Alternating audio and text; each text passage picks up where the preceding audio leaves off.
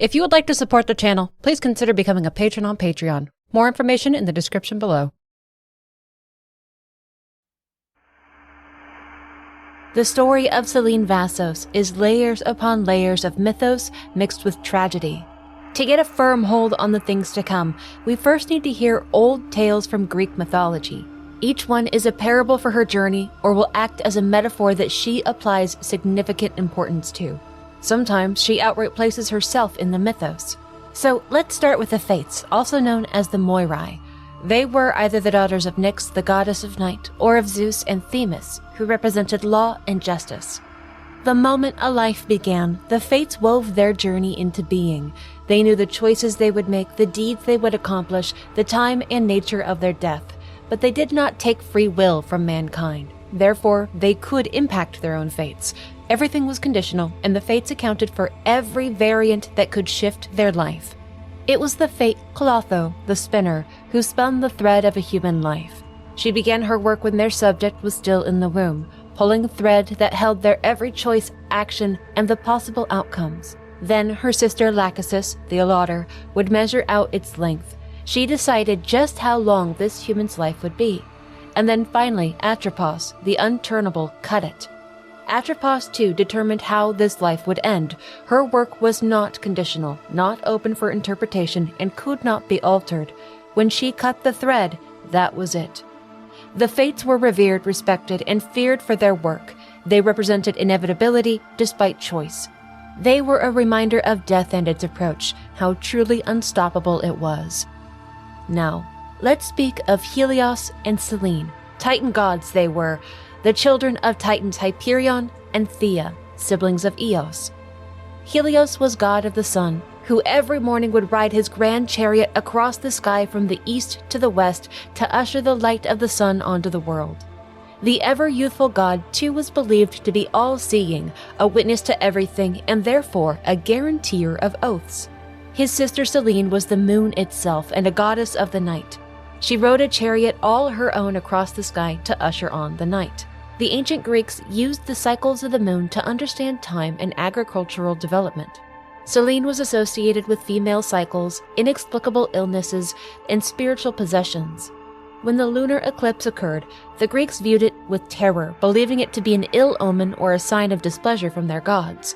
A war took place between the elder Titans and their children, the Olympians. It was a war called the Titanomachy, a decade-long struggle. The Titans had a bit of a history full of backstabbing and infighting. The leader of the Titans, Kronos, took the throne from his father after castrating him at his mother's request. Kronos imprisoned his own kin in the depths of the underworld. He ate his own children to prevent prophecies from coming true, but the Titan King's wife Rhea managed to save one of her children, a baby who would be called Zeus, and when Zeus came of age, the war between the Titans and their Olympian children began. The Titans Helios and Selene declined to partake in the war. They would neither support the other Titans, nor would they aid the Olympians in wiping them out. But there are two others who possess these names who will be of importance: Alexander Helios and Cleopatra Selene II, the twin children of Roman politician Mark Antony and Pharaoh Cleopatra VII.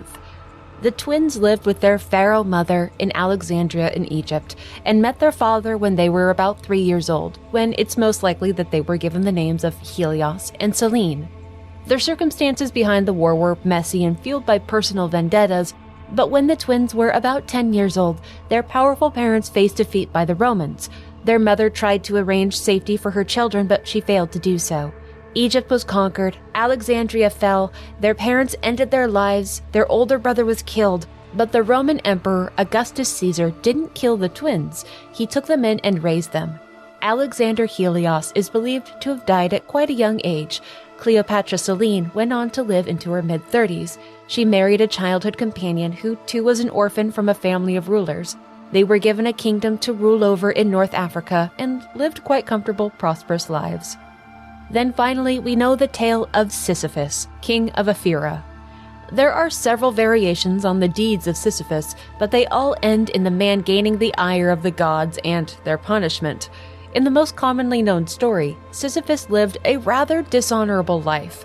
Just before Sisyphus died, Zeus ordered Death itself, Thanatos, to shackle up Sisyphus deep within Tartarus. Sisyphus managed to trick Thanatos into giving him control over the chains, and he managed to imprison Death itself in the underworld. With Death chained up, no one could die on Earth. Sisyphus returned to the surface to live out his life, but Ares, the god of war, took issue with this eventually. If no one could die, there could be no war.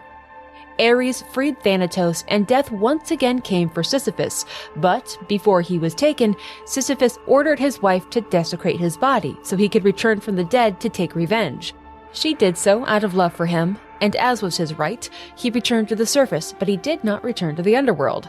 Eventually, he was dragged back to the depths of Tartarus and forced to roll a boulder up a hill for all eternity.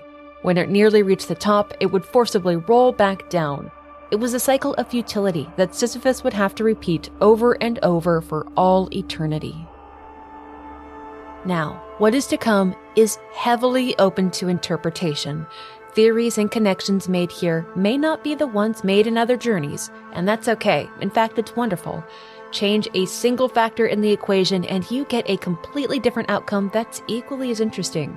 So keep that in mind as we go. None of this is set in stone. Everything is open to interpretation. You are more than welcome to take something you learn here and apply it to your own interpretation. This story is one that may be probable amongst many other probable stories that others could tell. But we will treat things here as literal as possible, as though each primary character did exist. So, let's begin. The mother of our heroine, Selene Vassos, is a woman named Thea Vassos. Thea was an incredibly high achiever, even from a young age. Even as a sophomore in college, she was an Olympic-level swimmer, but she too had academic prospects and interests in astronautics. She was driven as hell and her future was bright. Ages and timelines are impossible to know, but at some point, Thea met a man whom she would cohabitate with, or marry. Hyperion, he would be called. Yes, like the Titans in Greek mythology. Thea pursued astronautics as her career of choice, and it seemed that she was successful in traditional regards. A partner, a gorgeous home on forested land in Washington state, she was one of the chosen few for astronaut training, and she did make it to space. But it's hard to say where Thea's ambitions ended, what she wanted to accomplish professionally. And here is where things grow deeply troubling as we have to jump ahead to an autopsy report, that of Thea Vassos. Among other contributing factors, traumatic encephalopathy was listed as a cause of death. And traumatic encephalopathy is a form of neurodegeneration that is believed to result from repeated head injuries. It occurs following repeated head trauma, such as those that may occur during a contact sport due to physical abuse. It is not a single hit to the head, or a series of hits to the head at once. Traumatic encephalopathy develops from long-term head trauma, repeated concussions. It's not an outburst of violence, it's a history of it. It's possible that this abuse was inflicted upon her by Hyperion. It can take years or even decades for symptoms to appear. Things were further complicated for Thea later in life when she became a mother. And again, remember, we're treating our characters and events as literal as possible. You can interpret and apply meaning as freely as you would like.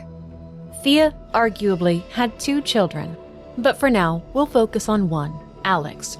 Or, if you want to expand it out into a family name, Alexander Helios Vassos. At some point, Hyperion became an absent figure. The extent of his interaction with his children is unknown. Alex seemed to be a meek boy, and his mother perhaps a bit disdainful towards him, but for the most part, they had a loving home. On this night, we see only the briefest of interactions between Thea and Alex, but it doesn't betray one of safety or comfort. This is when the boy is perhaps 9 or 10, and a tragedy is going to come. Thea was driving late at night with little Alex in the back seat. They drove through the Okanogan-Wenatchee National Park, a serene and lonely drive on a clear night. Don't Fear the Reaper by Blue Oyster Cult played on the radio at 8:36 p.m., and the boy asked if she could see the white shadow. It was a question that she ignored. And then Thea was deeply startled, or distracted, or she saw something on the bridge that wasn't there. One day, it would be believed to be an astronaut in an Apollo-era suit, something from the 1960s or the 70s. Far more likely, Thea was tired, distracted, and it was a panicked response to a trick of the mind. Regardless, Thea and Alex went into the lake. The car sank to the bottom. And at this moment, we pause to talk of Thea's second child, Celine. Celine would develop trauma-induced heterochromia in her life, her striking different colored eyes.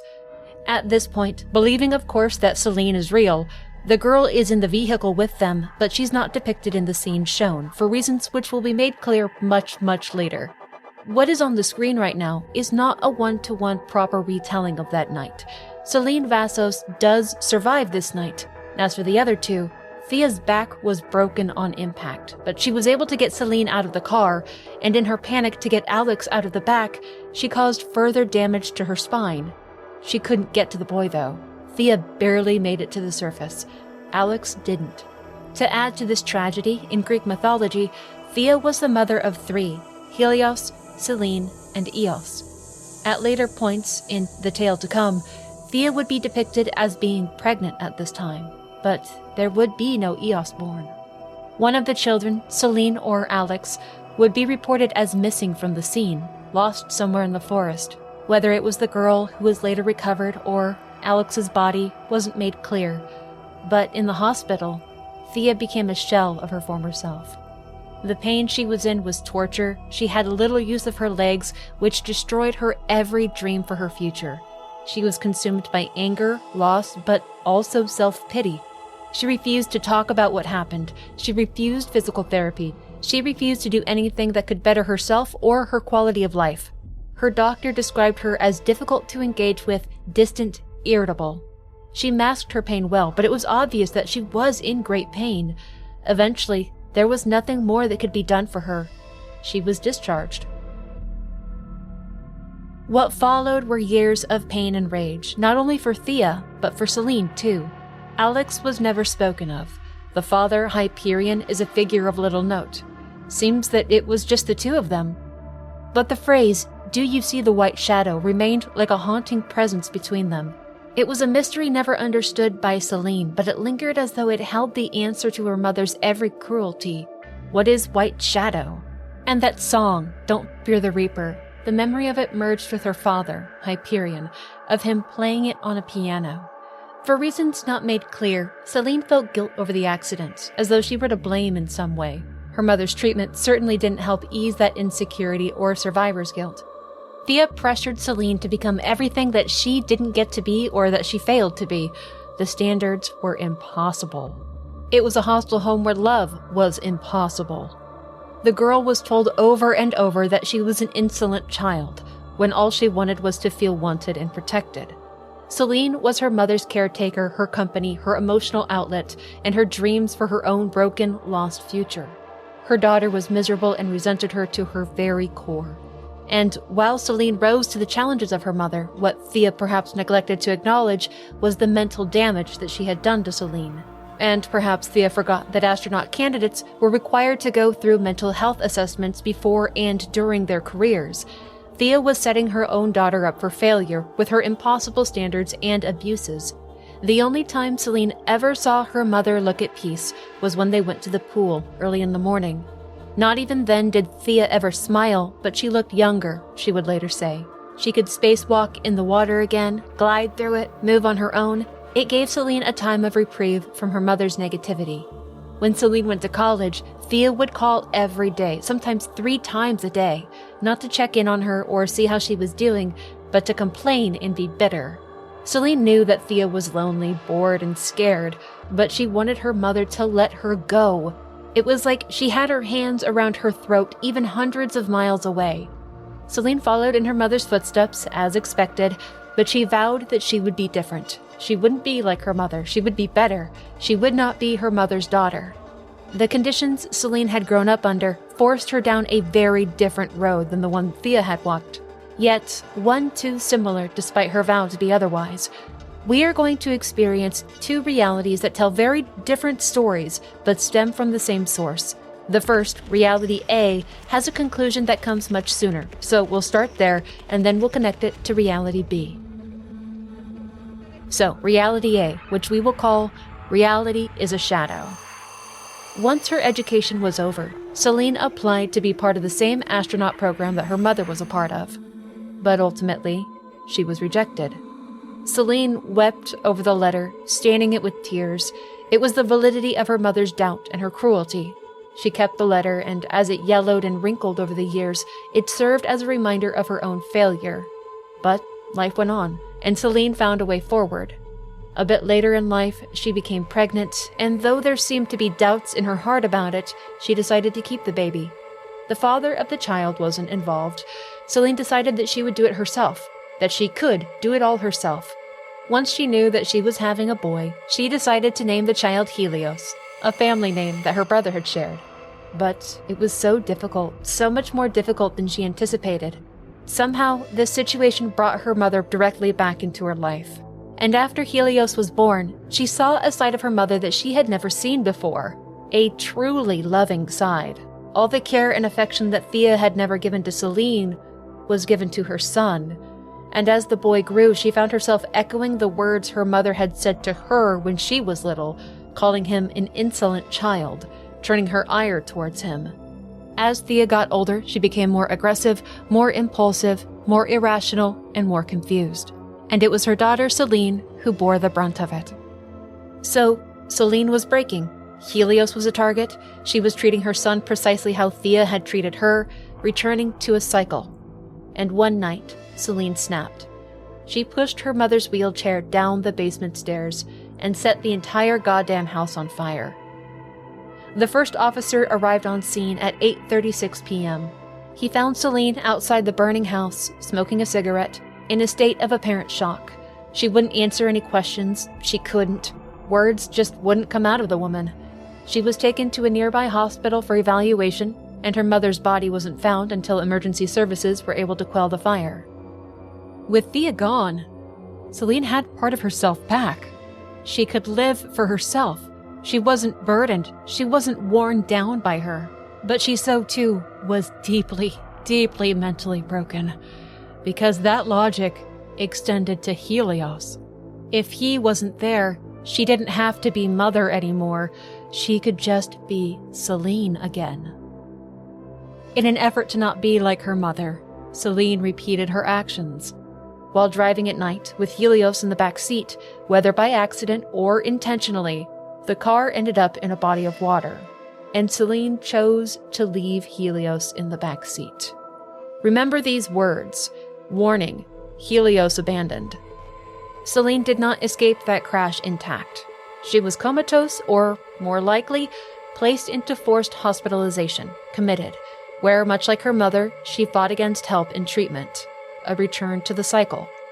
She created a rich, complex world in her mind that took her to the stars. She was an astronaut, a scout, an explorer. Her doctors tried to get her to confront her delusions, tried to encourage her to take her medications, tried to confront her when she wasn't making any sense, but she denied them at every turn.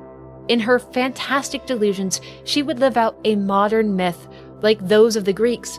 Adventure, suffering, madness, tests from something grand and cosmic. Celine Vassos would be chosen. She would be undying and unbound. And that takes us directly to Reality B, which we will call Mythic Delusions, where the bulk of our story will take place. We return to when Celine applied to be a part of the astronaut program her mother was once in, so long ago. It is called the Astra Corporation in this branch, but this time, she's accepted. Her worst fear does not come to pass. She was hired by the Astra Corporation and began training for space missions.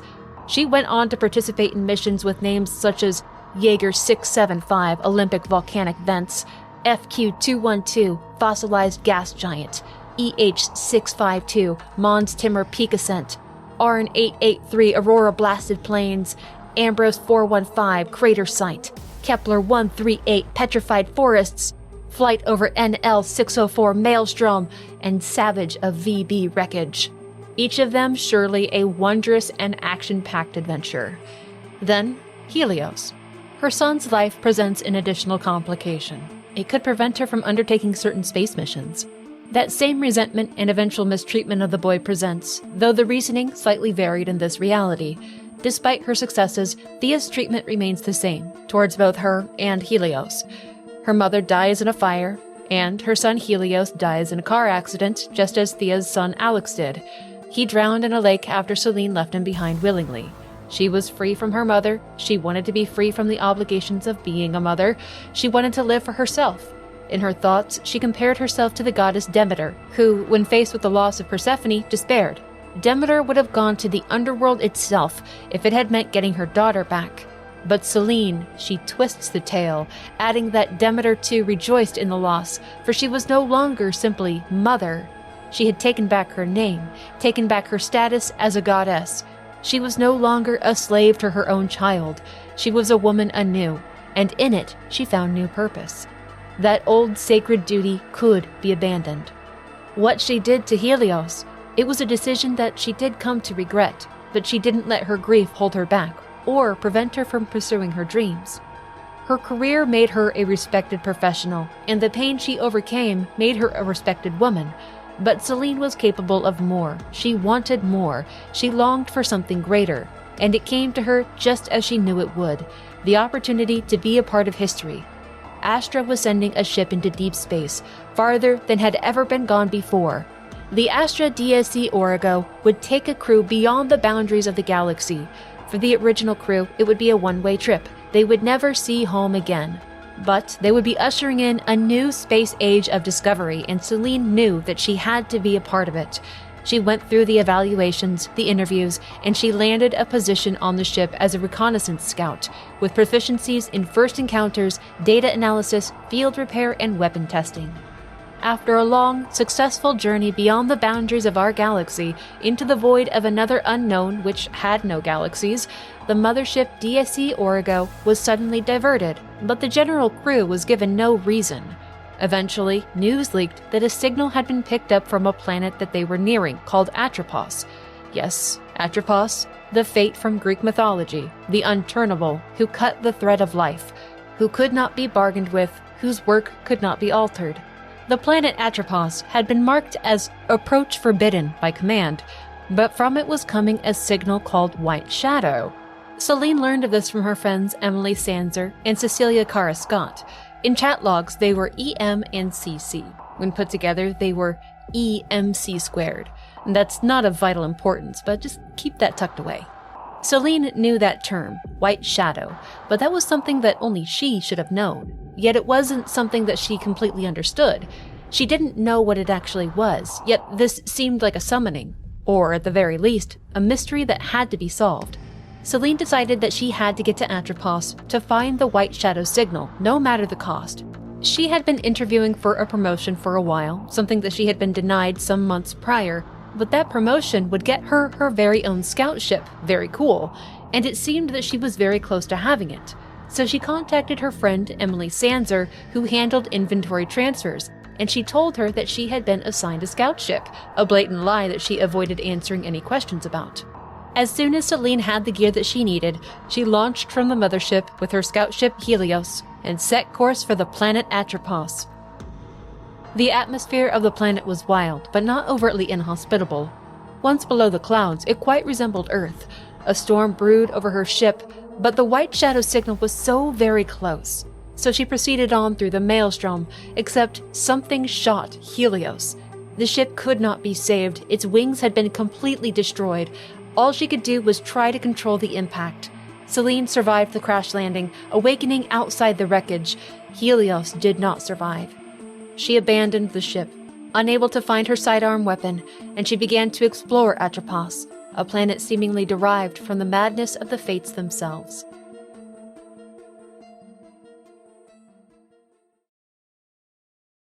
This video is supported by patrons on Patreon, YouTube members, and Twitch subs. Want to help support the channels? You can become a patron on Patreon, a YouTube member, or a Twitch sub.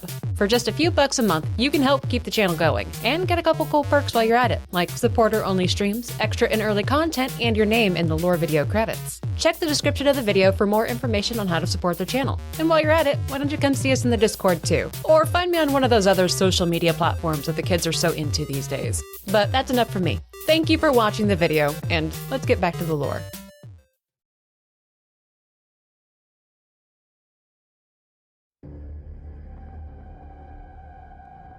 This place was once the home of the Hive Mind, an advanced alien race that defies anything Celine has ever thought possible. What now remains are their overgrown ruins. No initial signs of any hostiles, but she finds a corpse, that of another Astra scout, which should be impossible as this planet has been classified as forbidden to approach. The ID on its helmet identifies it as her, and her missing sidearm is next to it. She does not stay to dwell on or worry over it. The mission comes first. Local resources can and should be gathered by her suit's resource tank to repair or enhance it, and it can power any dormant xenotype machinery that she comes across. The more resources she gathers, the better chance at survival she will have. Her first foes present after passing through several doors. Celine calls them scavenger fauna after one of them picks up an Astra Scout corpse for a few bites. These and the wild variations of them are the local wildlife that have thrived since the fall of the ancient civilization that once dwelled here.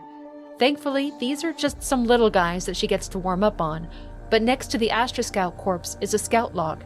It's her log, one that she doesn't remember making 30 minutes after her crash, talking about the forest rearranging itself after each of her deaths when she returns.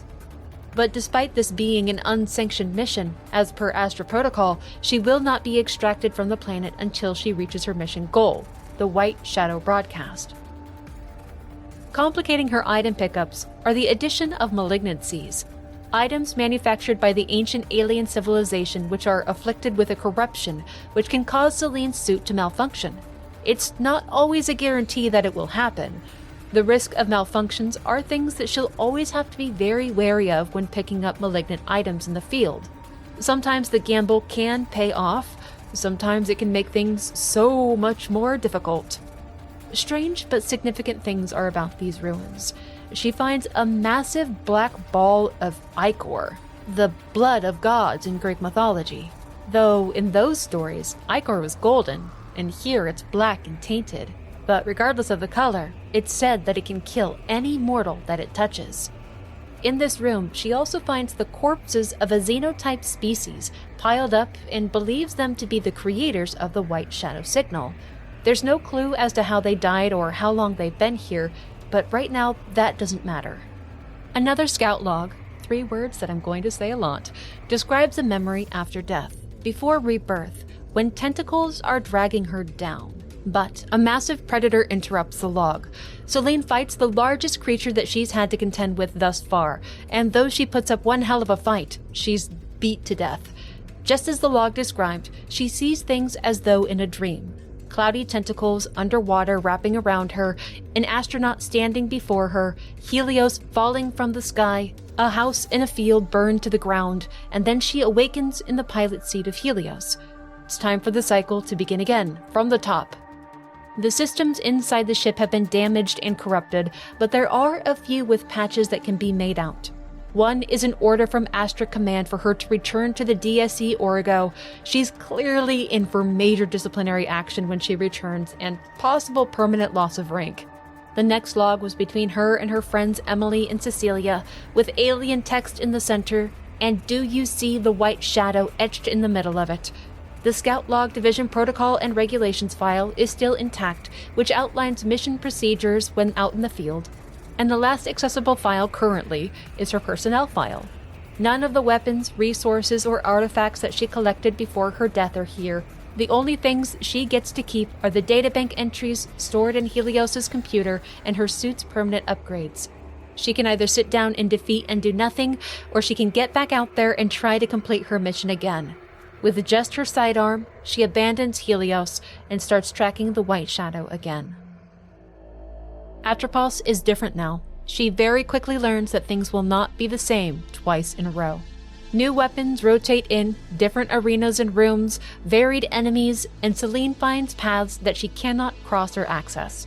Some seem to lead to entire areas that look explorable, but we'll just have to wait until she has some means to reach them.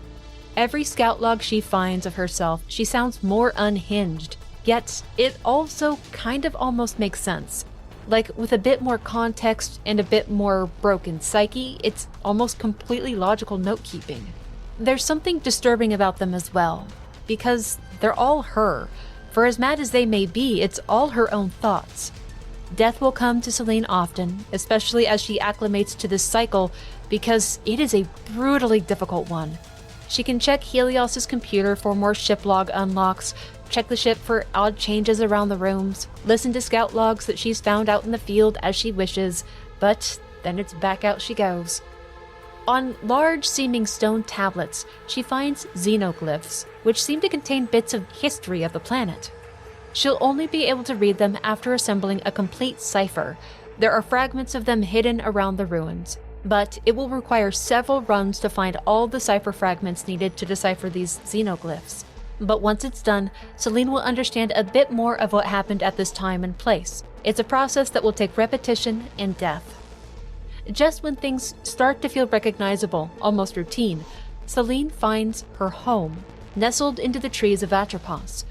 This cannot be possible. This is an indication of something truly magnificent at play here, and a scout log nearby confirms it. A long-dead Celine speaks of reliving memories of the house here, but not in their entirety, as though the records are corrupted, corroded, parts are missing, others manufactured. Something made this and put it here for her, but why? To tell her something? To punish her? Who could do such a thing? The door will not always be unlocked for her.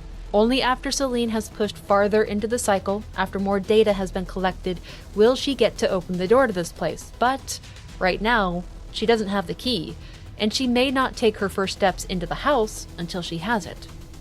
For a while, Celine has an idea of where to go, to track down that signal, but she's being held back by xenotech barriers. She needs something to break through them, and it seems to be almost a guarantee that the solution will lie at the end of this labyrinth of ruins. After a series of deaths and a number of frustrations, Celine finds a holographic archive of sorts, depicting moments in history. They are events that happened centuries ago, of the sentient aliens of Atropos, cowering in the dangerous fauna about the ruins that she now walks, the Xeno, as Celine would often call them, as they learn to harness the natural resources of the planet, to use as energy sources. They and their automaton creations built infrastructure to protect themselves from the threats of the environment. It's just a little taste of history, and unfortunately, the last holographic record cannot currently be reached. It will require equipment that she doesn't possess. It gives her a small glimpse into the nature of these Xeno. They weren't almighty or all-powerful. They were once upon a time, at least, vulnerable to the threats of Atropos, relied on their automatons for protection, created marvelous technology to aid their survival. But ultimately, something did lead to their downfall. Deep into the ruins, Celine finds a house key, her house key, simply resting upon a nondescript altar. It would have been so easy to miss, and this cycle has included the house, so she can backtrack to finally see what's inside, and maybe make some headway in this place. The entry hall of the house is exactly as she left it, she says. Well lit, inviting, clean. On a small table, a picture of her mother is beside a phone, an empty vase that looks like a cremation urn, a picture of the bridge her mother drove off of, and her mission log binder, which should be on the mothership in the archives of the DSE Origo. Artwork of the sun, the moon, Greek architecture and landscapes decorate the walls. A photo of herself in her suit is on the hallway storage dresser near a clock that reads 8:36. This photo was taken after she left Earth, so why is it here? It causes her to see flashes of herself in the fields, the astronaut, of the house burned down. It's a continually startling thing, no? To see something so personal in a place so foreign. Then to acknowledge that it's in her mind too, stirring up memories, some xeno-deity that shouldn't have access to it. Amidst this confusion, lights flood the house from the front door, and a door slams upstairs. Celine opts to go to the second floor to see if someone or something is in the house with her. At the top of the stairs, she's met by artwork depicting something new. It's a being that hasn't yet been given a name, but remember it. And then nearby is what looks like a little wooden cube on the ground, decorated in strange markings. Their eyes, perhaps. She crushes it, almost seems surprised by it, and it burns away into embers. There's a room upstairs that she doesn't seem to have the heart to open, and then downstairs, at what seems to be the basement, she physically can't keep the door open. It's never to be left ajar, after all. During one final tour around the house, she peeks outside from an upstairs window, and she spots that astronaut outside. It's like it completely takes her focus. It vanishes, the world's sounds distort, and Celine goes down, out cold. Her time has ended here. When she wakes up, she's back outside and she remembers everything. Her first thought being, what is this meant to tell me? She may keep the key permanently, and when she's earned access to the house via progress, she'll no longer have to contend with the deadbolt. And in the grass in front of the house is an astronaut figure, a personal item that doesn't want to let her go. It's pretty adorable, but her suit scanner can't identify if it has any use. She'll carry it with her for some time, and eventually learn that it will let her defy death once per run. Only one such item can be carried at a time, and they are precious things to be sure. Back to exploration, though. Celine is surviving much longer than in previous attempts. The rules are more clear, and power seems to come much faster now. She comes across a massive teleportation gate of sorts, with red sand all around it. It's much more complex than the other teleportation pads around the ruins. A broken automaton in front of the gate is clutching a tool that she can repurpose. It's a blade weapon. Her suit identifies it as being capable of breaking the xenotech barriers that have been stalling her progress. This is what she has been looking for. It also identifies this huge gate as requiring a special key to be activated. She knows where she needs to be looking, what items she needs to proceed, and where to come back to when she has it. Things have finally come together. Even if she fails during this cycle, the rules stay the same. While enjoying her new weapon and tracking down those barriers, Celine finds something a bit breathtaking. A set of stairs with 3 monstrous eye creatures watching over them, their spotlights patrolling the steps, and what looks like a gate at the top. She makes it to the top undetected, clears out some hostiles, and finds this to be called the Anathema Vault. It takes a special vault key, and the word anathema implies that whatever is within is hated. It's a mystery that must be solved. To further the intrigue, as though ordained by some cosmic overseer, when busting down those xeno barriers, Celine doesn't find a key or key fragments to that special teleportation gate. She finds the key to the Anathema Vault. There is something here, something that was sealed away, with a brief story to be told, which Celine will uncover as she makes her attempts to defeat what is at the bottom of this pit. From the xenoglyphs, she learns. Our connection to our brethren is severed. Our agony is maddening. We cannot stop the endless cycle of violence to come. Myriad eyes beholding in the longing dark sunlight as it rains like pitch. We must leave for the wastes where our visions have promised a new kind of transcendence. Glory, glory, glory. Our brethren barred us from the citadel and sealed Frike and the others in the vaults, but it will not stop them from sending out their call and digging into our minds, making our nightmares real. Frike was once of the hive mind, but somehow was called to become something else, a severed. Their connection to the collective was broken, and though it was not so at first, it became nothing but pain. It was done by someone who deceived them, someone who will be learned about later. It ultimately brought the hive mind and the severed into conflict with one another, with Frike and the mighty like him ultimately being sealed away into these vaults, alone. Celine ends Frike after several attempts, but he is not a source of the White Shadow signal. He did, however, hold the key to that gateway, the Crimson Key. The story in the xenoglyph mentioned it, and the ones called the Severed, they went there to search for some sort of transcendence. The hive mind barred them from entering a citadel, but there was a certainty that the Severed could not be held back once orders from the mighty ones imprisoned in the vaults came out. It raises so many questions about how these Severed were created. who broke that connection, and why a war was inevitable. But Celine's focus is on the White Shadow, not understanding the history of a long-lost alien species, as interesting as it might be. She takes the Crimson Key to the giant gateway surrounded by red sand, and it springs to life before her. She will always have this key. Facing Frike will be an optional challenge from now on. Should she wish, she may simply come straight to the Crimson Gateway after each death. Based on the coordinates of the broadcast signal, the other side of the gateway is on the opposite side of the planet. The Crimson Wastes is aptly named, and there is an energy source coming from the top of the mountain that just is summoning her. This journey is going to be a long ascent up a mountain and an escalation in difficulty. Lessons learned from the overgrown ruins apply here as well, as do the loops and cycles of progression. She first has to make it through a series of destroyed buildings before even making it to the mountain itself. At the entrance of the mountain, a scout log speaks of hostility and madness that she encounters in the sentient ones, so there are severed who are still alive, and if they find her, there's going to be a fight. The local wildlife are hard enough, if it's even still fair to call them that, but an intelligent life form like the severed? Celine gets a first-hand display of that danger not far into the mountain. It's nearly a husk in its withered and split body. Doesn't seem like it's alive, like it's not in control of itself, yet it's moving. It doesn't speak, it doesn't attempt any kind of communication, it's only motivated to kill, and damn does it pack one hell of a punch still. It's not a long fight, but it is an intense one that she manages to take the victory in. Moving forward, she's going to have to be really aware that these feral severed can appear, and they will always be hostile. They weren't always like this, but that doesn't matter anymore. More scout logs cue her into her own thought processes on why the severed are the way they are. She theorizes that maybe it was a divine punishment for their failure to ascend. The very idea put into her mind the image of the transcendent watcher in the deep below.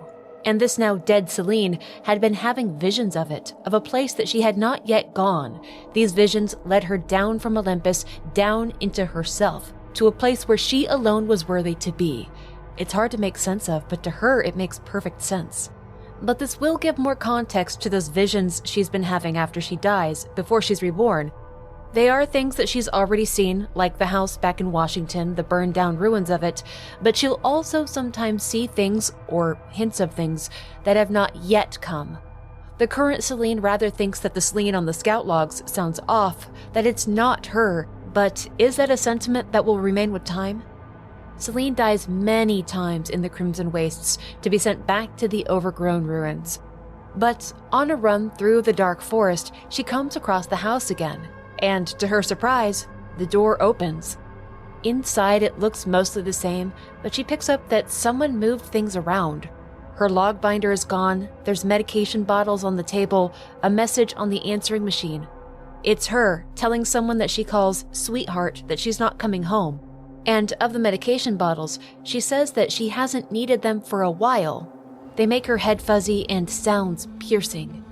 Down the hallway, the corridor to the basement door is pitch black. The books are on the floor, the clock still reads 8:36, her picture is still on the ground where she dropped it. Upstairs is quite the same as well, except the master bedroom door is open. On the dresser is a book, telling the story of someone named Tali. It's full of vague metaphors from her life and experiences. The concept of chaos being introduced into her life willingly after a rejection is an important one. Yet, it's not something that she has acknowledged as of yet. Moving forward, remember chaos as a concept, yes, but also remember chaos as a name for something. A quite literal being.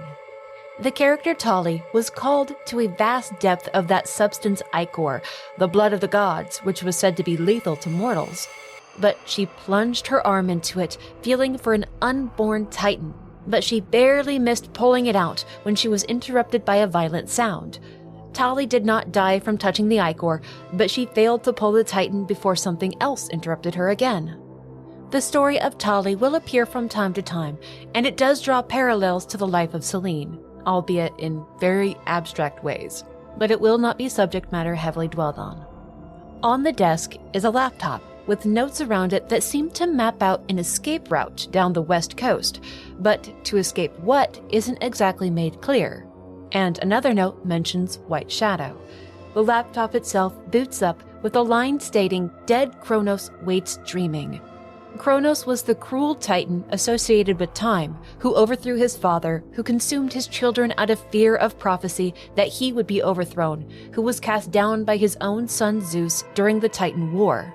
That single line implies that something is waiting, something is sleeping, and in dreams it is moving, and that also something was overthrown.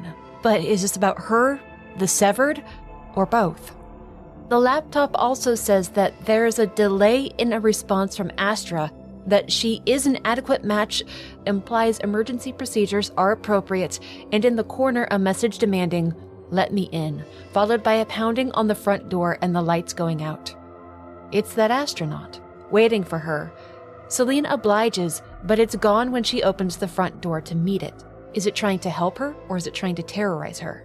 She cannot leave the house yet, and the lights are back on, but this place doesn't feel safe anymore. There's nothing amiss on the ground floor, and the second floor seems fine. The only difference is the master bedroom. An old friend is waiting for her. Octo. He had gone into the water with a boy, but she remembers him. And nearby on the floor is another of those wooden blocks with those eye symbols on it. Again, she picks it up, crushes it, and it crumbles into embers. Then, one last change. On the desk, where the laptop was, it's gone now, replaced with a letter. One that's yellowed from age and spotted from what looks like teardrops. It's a rejection letter from Astra Corporation, denying her a position with their program. Regrettable delay, inadequate match, the opposite of what was said on the laptop. But who is this for? She reads through it, sits it on the bed, and turns back to see the exterior of the house. Her time there is up. Waiting for her is a new artifact, a simple music box. Journeying through the Crimson Wastes, Celine comes to the conclusion that the Severed could not have been capable of sending out the White Shadow broadcast, which leaves the hive mind, perhaps behind the wall of the Citadel. But if they do remain, will they see her as a threat too? Their automatons and turrets certainly seem to. She locates another of the holographic archives, but the first two of the set of 5 are currently unavailable to her. The other 3 depict the Severed, wrapping themselves in red cloth in some sort of symbolic communication. Next shows them worshipping pillars shaped like a spinal cord, and the last is proof of them recording the xenoglyphs that she has been finding.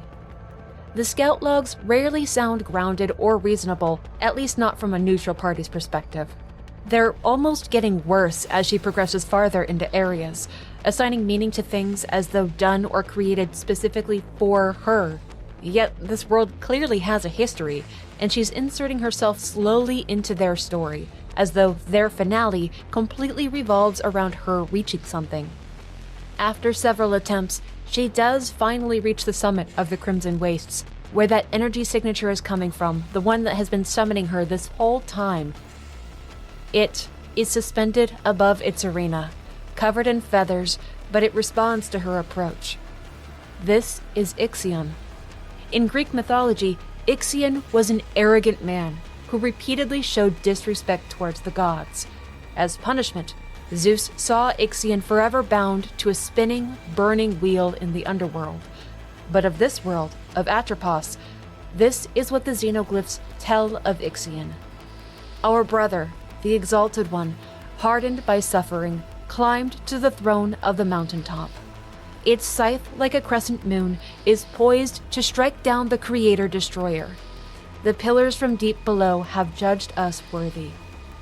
Our connection to our brethren was destroyed when we descended into the abyss, and although we felt whole upon return, our brethren feared us. We saw countless arms reaching for the Creator-Destroyer, a creature we did not understand, but they were never satisfied even after countless feasts upon its mind. By moving on, it could escape without suffering for eternity. This explains so much. The Severed were once part of the hive mind, but something drew a chosen number of them away someplace into an abyss, and it cut their connection. When they returned different, as Severed, they felt whole, but the hive mind feared them. After their connection was severed, something came and clung to the Creator-Destroyer, a creature with countless arms. It feasted on its energy, consumed its mental strength, So, to avoid suffering, the Creator-Destroyer moved on. But what was left in its place? What is this many-armed creature that brought so much chaos and suffering, which now waits in some abyss? What did it do to the Severed that caused so much violence? Is it responsible for the White Shadow? Those are answers that will come in time, but patience is needed. Selene ends Ixion and acknowledges him as an exalted. Her reward will be progress, of course, but also in addition of a grappling hook. This will close the gap in previously unreachable places in the overgrown ruins, and just make getting around easier in general. She's able to use it to reach the next major teleportation gateway. It's time to move on from the Crimson Wastes. Selene has heard mention of this place. There's no denying what it is. This is the Citadel, where the hive mind took refuge when violence began. There are xenocorpses everywhere in this ancient, decrepit place. Selene has questioned if the hive mind would be hostile, and the answer comes quickly. Yes, they will be. Their automatons attack on sight, but the White Shadow signal is coming from the central tower. If she can fight her way there, then this will finally be over. She'll be able to bury her horrible memories in the past. That is an interesting and poignant thing for her to say. Unfortunately, the central tower has a bit of a drawbridge to it, and she's going to have to take a detour to activate it. Thankfully, the distance between the teleport gate and the central tower isn't that long, so once she has that problem figured out, it'll be one hell of a shortcut unlocked. It's extremely slow going, as the automatons can be brutal buggers even if they are a little bit cute, and the terrain itself is a bit hazardous. She's nearly done in when she chances upon 3 Severed still alive in a tower that attack at the same time, although it's hard to say if calling them alive is fair or not. But she manages to make the trek to the pylon on the first try. She activates it, gets the bridge out, and then the real climb begins. The first room at the base is a holographic record room, with all the records accessible. It shows the Severed tearing buildings apart. Then, the automatons of the hive mind attacking the Severed. Without their automatons, the hive mind would have been slaughtered. Again, the Severed are depicted wrapping themselves in red cloth, but the reasoning behind it was unclear. The fourth image, Selene comments, is a depiction of death by 1,000 cuts, which must have been horrifying. Then finally, the astronaut, standing above everything atop the very tower she was going to now climb, where the White Shadow broadcast was coming from. It was stalking or guiding her, but it certainly wants something. This first attempt, Selene makes it to the top of the tower successfully, armed to the teeth but beat to hell. Walking between thrones, holding long dead corpses, she approaches a strange medical bed, a mighty Severed laying atop it, hooked up to some sort of a machine keeping it alive. She asks why it's repeating her buried past and how it knows. With the flick of its wrists, she's knocked out cold and her mind is taken someplace else, where everything save herself is different. She is going to fight Nemesis. In Greek mythology, Nemesis was a daughter of Nyx the Night. She was the goddess of retribution who punished those who committed evil and received undeserved fortune. The xenoglyphs of the derelict citadel have this to say: "We never meant for the war to destroy so much. We were only trying to communicate, but in the end everything went too far. We should not have followed the Creator-Destroyer. The destruction stormed through us and our brethren, first by the automatons and then by Creator-Destroyer. Our last brother hid away, but they are severed from even their own. They languish, alive yet dead in dreams, while defending the tower. We recognize that we played a role in this unsought genocide. The one with the burned face is all that is left of our final brother's mind. Only the Creator-Destroyer can now reach them if it is able to overcome the judgment that keeps it trapped in the cycle." Selene wants to bury her past, to forget, to move on, but something is trying to force her to acknowledge it. It's intertwined with this rich history and lore of the Severed, but she's also using it to obfuscate the truth. After their connection to the hive mind was cut, the Severed came to regret the cost of their ascension. It allowed destruction to sweep through their worlds until only one sentient remained, locked in dreams defending the tower, the one that Selene now fights in dream. By the time the sentients and the severed realized how great this sacrifice was, it was far too late. It couldn't be undone. Ultimately, Selene fails this attempt. Nemesis strikes her down, sending her back to the overgrown ruin where the cycle will begin again. Within Helios, there are new logs to read through, though nothing really raises any alarms. She stops to rest and dreams of deep water, a place she has not yet been to, but upon waking, she notices that Astra Corporation rejection letter sitting at her desk. That shouldn't be here. That makes no sense. It shouldn't even exist. How did it get here? She abandons Helios, as she's done so many times before, and remarks that he is entirely broken, therefore she must abandon all hope for him. She'd thought to maybe merge his systems with the Xena machines, but the brightest minds on the mothership couldn't have fathomed it, so he was just going to die. It's a very odd choice of words. Almost as though expected again, the house is waiting for her. Opening the door, things are different. There's a smoky haze in the hall that Selene calls fog, prescription bottles all over the table. The halls are quite dark. The family room door has been forced open. The clocks still read 8:36, and the basement door hallway is pitch black. On the surface is another book about the character Tali. It's a cycle of her ship's fatal crash, doomed to repeat over and over again, caused by the astronauts' tireless efforts to sabotage the system. Tali sat at the start of a new cycle and knew that if she could sit as Oracle but for a moment, she could will the safe passage of her ship somehow, though the cost would be high. In the family room, Selene goes to the piano and plays 5 notes from the song Don't Fear the Reaper by Blue Oyster Cult, the melody that played the night of Thea and Alex's car accident, a song she remembered her father playing on the piano, an old record that her family had. On the television is a perverse dark ichor oozing about. In Greek mythology, it's golden and deadly to mortals. But she slides her hands into it, like Tali did in the first storybook that Selene read when she was searching about for an unborn titan. It repels her, though, when she orders herself to wake up, and the sound of a frail old woman's voice calls her name from down the hallway. Her mother. But no one is there to own the voice. The TV is waiting for her, though, as she says, like the astronaut. She takes a seat on the couch, and the TV flashes back and forth between 2 news broadcasts, one about a crew landing on the moon, and the other about a car accident at the Okanogan-Wenatchee National Park. As the 2 stations switch back and forth, small details about the car accident are revealed. The driver was named Thea. The accident occurred under optimal driving conditions with no known cause. Thea suffered major spinal injuries. There's an odd break in the audio, and then news that her daughter survived miraculously unharmed. Except there's eerie silence on the car accident news when it switches between programs. There's more to be said, but she doesn't get to hear it. The astronaut is waiting for her out in the hallway, to guide or stalk, who knows. But she obediently goes to them and asks what they want. They vanish, but the hallway to the basement door isn't dark anymore, and the door is wide open now. That basement door, which is always supposed to be closed. She walks down the stairs and calls out an accusation towards her mother, that she is the astronaut, and that Selene told her to do something, but her anger is cut off by the end of the scenario. Her time in the house is up. She awakens back out in the ruins, and without a word on what just happened, she resumes her journey back to the Citadel. The grappling hook she obtained after defeating Ixion allows her to complete the record archive of the ruins. The final tableau depicts a specific sentient being, not necessarily a severed.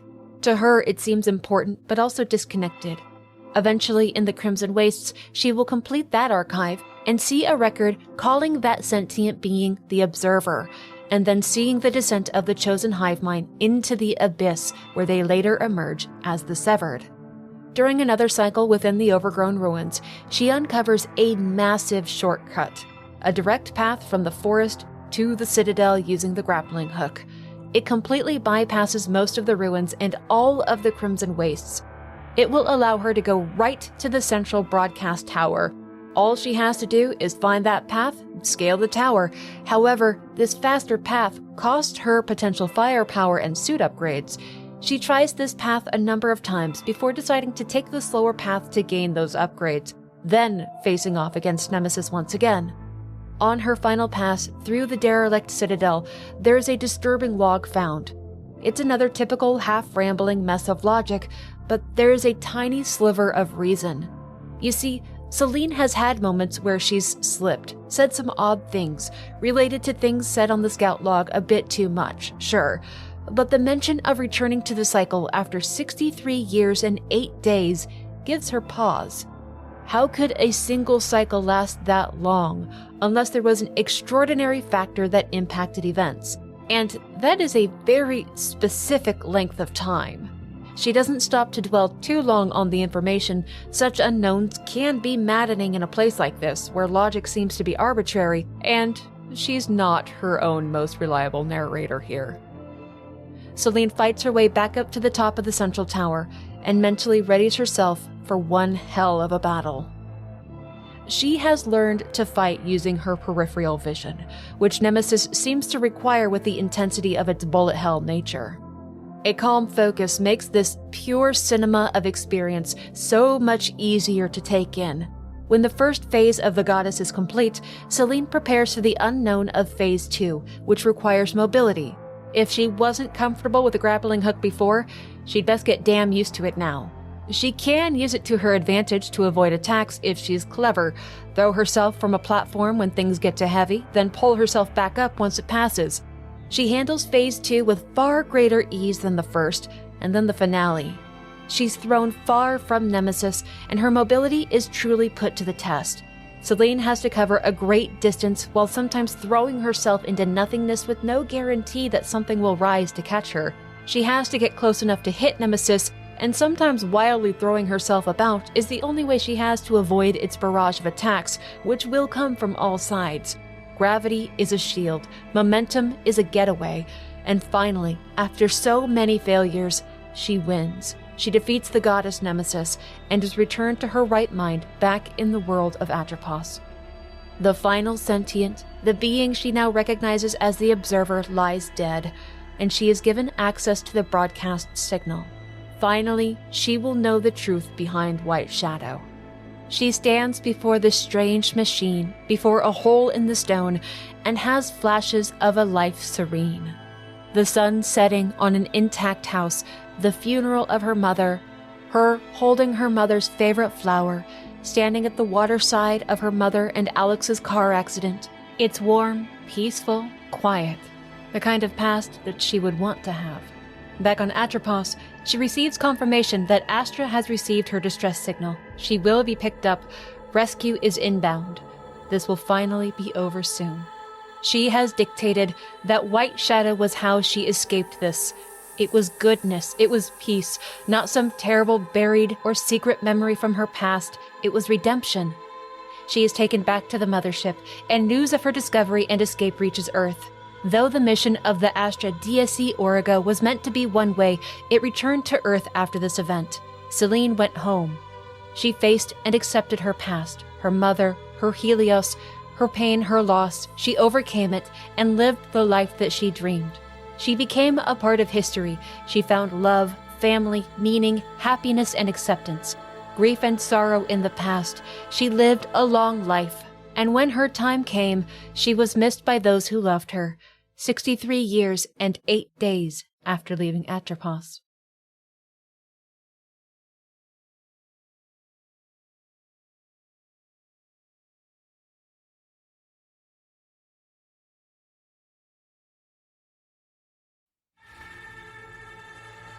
It's time for the cycle to begin again. Celine did not escape Atropos. There is no escaping Atropos. When Celine Vassos reached White Shadow, she tried to dictate what reality was. She tried to choose what the broadcast was, and in doing so, she discarded the events of her past. It gave her 63 years and 8 days of the perfect life she so desperately wanted, and she will never get to experience a single second more of it. Now comes the rest of the story, the details that she tried to write out. This new sphere reflects the flow of time and the changes of the planet. For her, 63 years, but on Atropos, much more time. Helios is rusted out, but still here. She doesn't stay to explore, though. She picks up a nearby scout log that expresses outraged confusion. This is how she'll become the woman who speaks madness. She hears music calling to her. A familiar melody she played on the piano, that somebody else played on the piano. The White Shadow broadcast is gone now. That faint music is all that she has to guide her. She doesn't want to, but she has to follow it. For a while, she talks to Helios, asking how old he would be now, and when she finds her corpse from other cycles about the ruins, she asks him if she has always been here. She is struggling to come to terms with this reality, but survival is forcing her into action. As she runs, she hears those same 5 notes she'd played on the piano while in the house so long ago, 63 years ago. What was the name of that song? The way they're being played almost makes it unrecognizable, though, and the instrument isn't one that she can easily identify. Her home, the house, it's here again, like it's been expecting her. A light is on, and she still has the key. She stands before the door, but doesn't enter. Instead, the screen pulls back and it turns to static, and the perspective shifts from her own to that of a child. They're holding a PlayStation 5 controller, playing a game with her as the main character, in the upstairs of the house, in that room that has always been locked. Her press of the doorbell on the screen causes the house doorbell to go off. The kid, a boy, says that he'll get back to this later, but he needs to play quietly. He's not concerned about anything, but sounds like he's getting up to things that he shouldn't be. He goes to a little walkie-talkie on his shelf, refers to himself as Captain Diverdown, and orders his crew to prepare to submerge. There's no response from the other side. It gives the appearance of this being a very lonely kid. He draws what looks like an octopus on his chalkboard, a creature that has appeared a number of times throughout this journey. On a chair is a large action figure of an astronaut. Overall, it's a really cool bedroom for a kid to have. It's very space-themed, although he seems to be much more interested in ships and the ocean. The house is so quiet. He opens his bedroom door, and written on it is Helios. This is Celine's boy. Remember, while Celine was nigh tormented by her mother growing up after the car accident, Helios was doted on by Thea. He was given all the love and affection that was withheld from Celine. It was another indignation that she suffered, another reason she secretly wanted to be freed from the boy. The hallway leading down to his mother's bedroom is kind of dark and scary, so the boy instead goes downstairs. He won't answer the door, despite the doorbell chiming. It looks like the boy is here alone, or at least completely unsupervised. There's a message left for him on the phone from his mother, telling him that she won't be coming home and that dinner is in the fridge for him. He just has to heat it up for 8 minutes and 36 seconds and everything will be fine, just fine. She sounds pleasant, but a bit manic. In the kitchen, at the table, the astronaut is sitting, casually reading a book, paying no attention to him. The sight doesn't bother Helios, who walks right up to the table under no threat.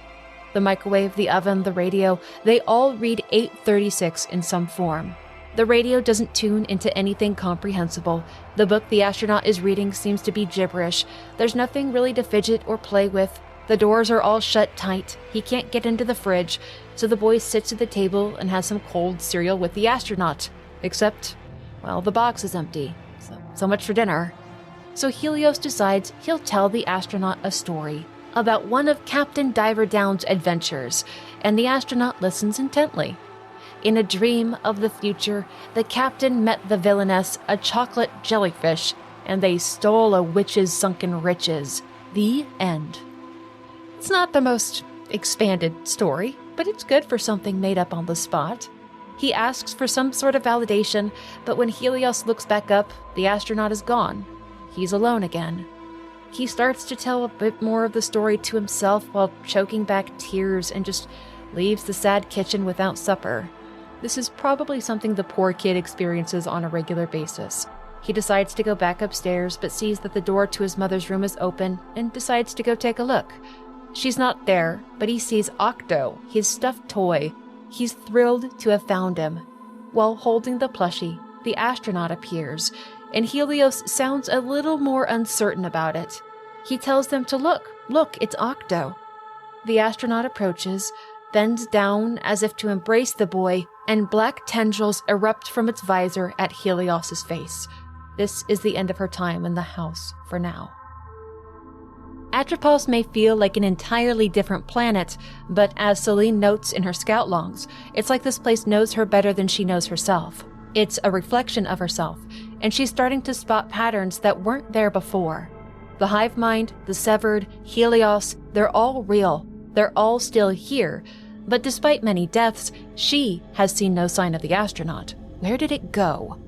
During the original cycles, it was a stalker or a guide, she didn't know which, but after the 63-year gap, it's, at least for now, MIA, and that damned song, those 5 notes, they randomly ring out so seamlessly as she goes. Sometimes it melds into the world for hours, other times it's like a sledgehammer that she can't ignore, that's replaced the astronaut in its role. Then sometimes after a death, she hears more of the song, a different set of notes, almost unidentifiable as parts of Don't Fear the Reaper. When she does return to Helios, she'll occasionally speak, even to ask if it's too late to apologize to him. His corrupted computer logs reveal disturbing files about her broken mental state. They're nigh impossible to piece together in any logical way. It's easier to capture a mood from them. In one, Helios is spoken of as a worthless irritant, a waste of time and finances amongst other cruel things. Her friends aboard the mothership, Emily Sanser and Cecilia Cara Scott, are now combined as EMC squared. Their mentions come from notepads and journal entrances where Celine writes something about herself, she writes the initials of her supposed friends, fails to create any sort of dialogue, and EMC squared are referred to as constant pejoratives in response to it. And the Astra protocols are graphically changed to be more like death instructions. A file reports that no employee record for a Celine Vassos exists. There's even a file about her not taking her medication, and her responses just not making any sense. Files start linking American history to Greek mythology. It goes on and on and on. But, as with the original set of cycles, she only has one path forward, through the biome. She has to find whoever is playing the music. She dies many, many times over, but she knows the rules. It's not as jarring as it was long ago. The progress in objective acceptance comes much faster this time through.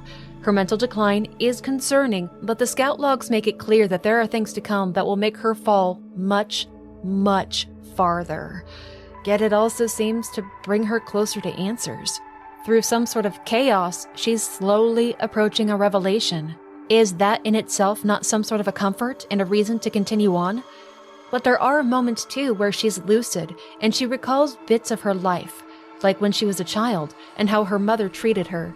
She asked aloud during a log, "I wasn't that bad, was I?" She does find holographic logs, but they're less about the severed and the hive mind and more about her own insertion into the present, her replacing the astronaut in the records. After what feels like days of searching, Celine locates one half of what she needs to move forward, an echoing key. It will require 2 to open a vault. The being called Frike was locked away within a vault. Perhaps another mighty severed is waiting for her in this one, this echoing vault. Finding the second half is tricky, and then she has to find the vault entrance itself, but it gives her time to collect plenty of upgrades and enhancements. When she has the key, the stairs to the echoing vault is easy to recognize. It looks just like the one she walked when she hunted down Frike.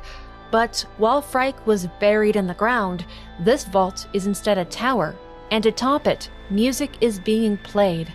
It almost sounds like hauntingly beautiful organ music. She feels it drawing her in, like the white shadow signal did. On the ground level is another large gateway, which needs a key to activate it. It's surrounded by snow and ice, rather than red sand like the Crimson Waste Gateway. But her goal is up. It's time to climb.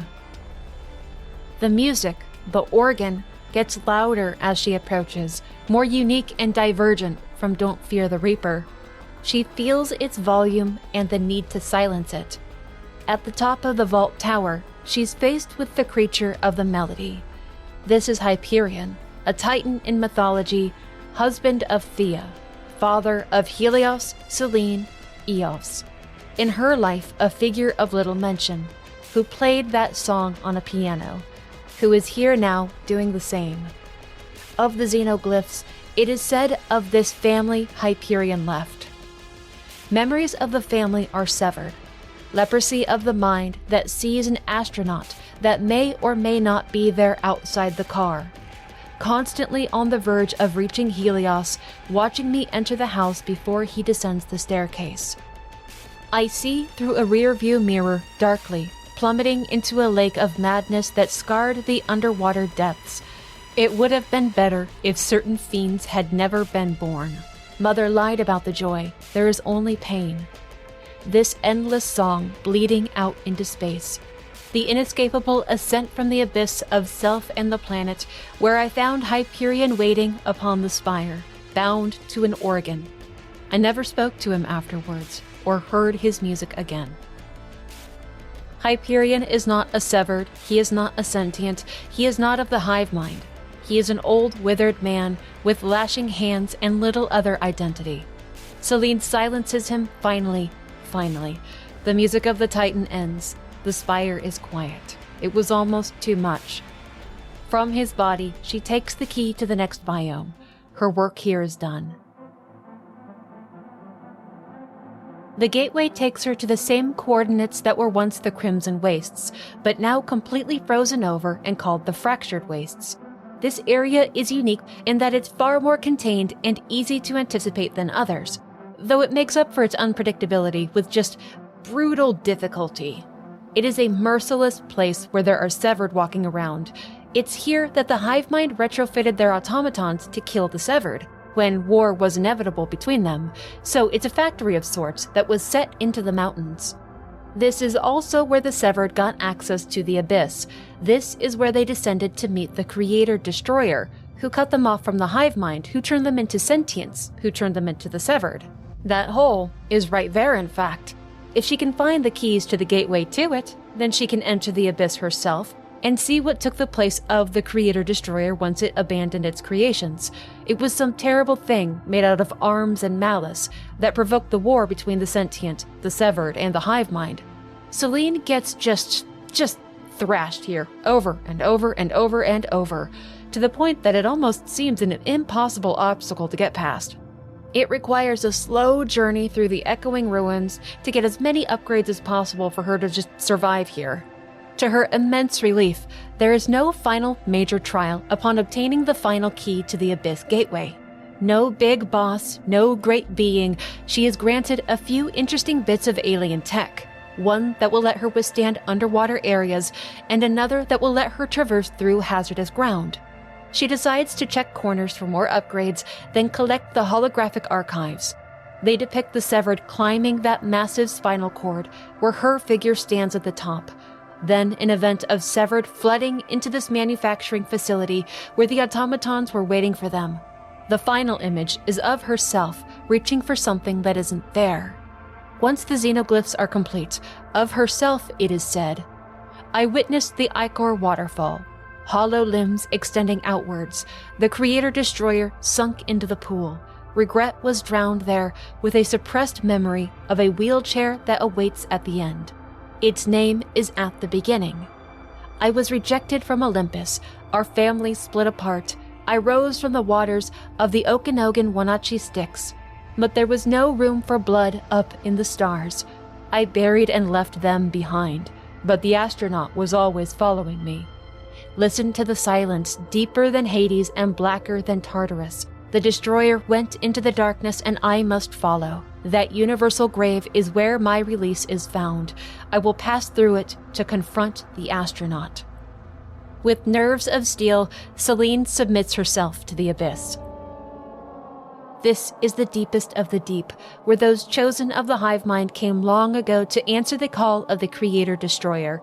Their connection to each other was cut, and they became sentient. They became severed, but it made them feel whole. When they returned, the hive mind feared them, but the severed were not evil or fearful beings. That change came when a creature they did not understand appeared, a creature of countless arms that began to feed off the mind of the Creator-Destroyer.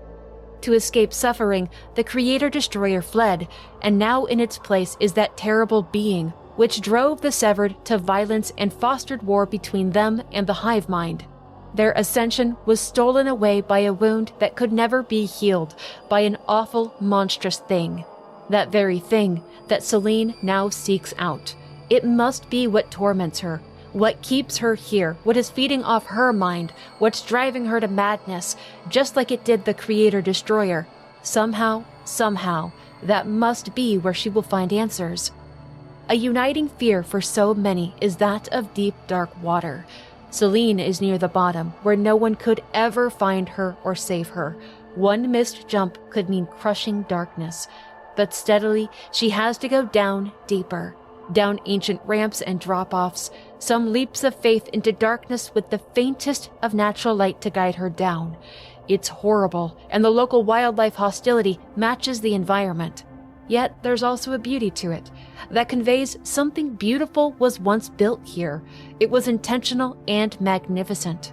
What one wouldn't give to see it in its prime before the Creator-Destroyer was driven away.